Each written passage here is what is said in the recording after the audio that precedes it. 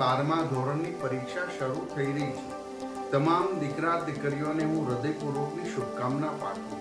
તમારામાં ખૂબ ઉર્જા છે, તમે તાકાતવાન છો, તમારી આંખોમાં તેજસ્વીતા છે.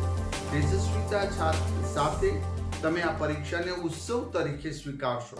તમે ચોક્કસ સફળ થશો.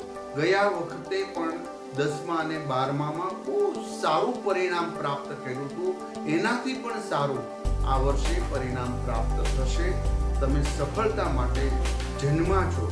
કદાચ આમ તેમ થાય તો પણ તમે હિંમત ના હારતા અને આ પરીક્ષાને ઉત્સવ તરીકે સ્વીકારી તમારા મમ્મી પપ્પાના સ્વપ્ન સાકાર કરો અને દેશ સમાજ માટે આવનારા સમયમાં તમે કંઈક બની અને તમારી સેવા પ્રદાન કરશો, એ મને વિશ્વાસ છે.